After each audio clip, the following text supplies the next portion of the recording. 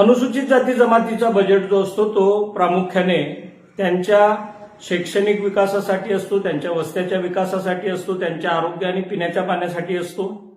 मात्र महाराष्ट्रामध्ये लाडकी बहीण योजना या नावाखाली जी वैयक्तिक लाभाची योजना सुरू आहे त्यावर गेल्या अनेक दिवसांपासून या राज्यामध्ये जवळजवळ 3594.03 एवढा निधी जो आहे तो राज्य सरकारने लाडकी बहीण योजना या खाजगी योजनेवरती वळवलेला आहे।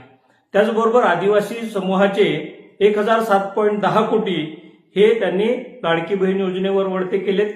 4601.13 कोटी एवढा हा प्रचंड मोठा आकडा आहे।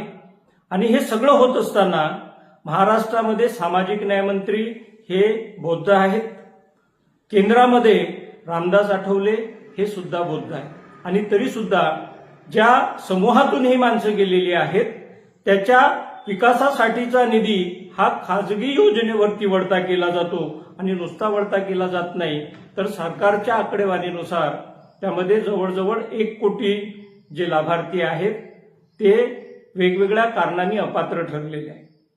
त्याचबरोबर या लाडकी बहीण योजनेचा पुरुषांनी सुद्धा लाभ घेतलेला आहे। ही आकडेवारी आलेली असताना अनुसूचित जाती जमातीच्या निधीचा जो बजेटमध्ये तरतूद होती त्याचं मिसअप्रोप्रिएशन झालेलं आहे, त्याचा गैरवापर झालेला आहे।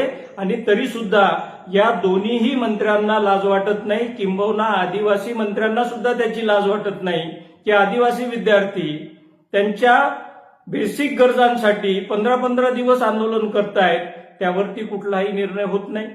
अनुसूचित जाती जमातीचे विद्यार्थी त्यांची वयोमर्यादा 45 वरून 30 केली, त्यासाठी आंदोलन करतायत, त्याचं काही यांना वैषम्य वाटत नाही।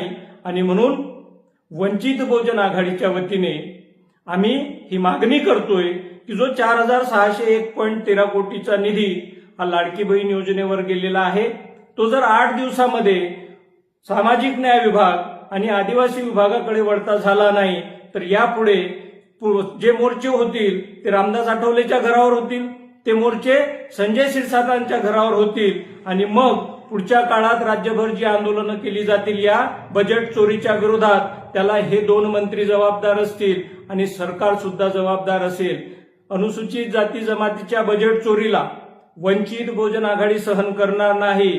पुढच्या काळात हा विषय जो आहे हा नुसता रस्त्यावरच्या लढाईत नाही तर कायदेशीर लढाईत सुद्धा जाणार आहे, ह्याचं भान सरकारने ठेवलं।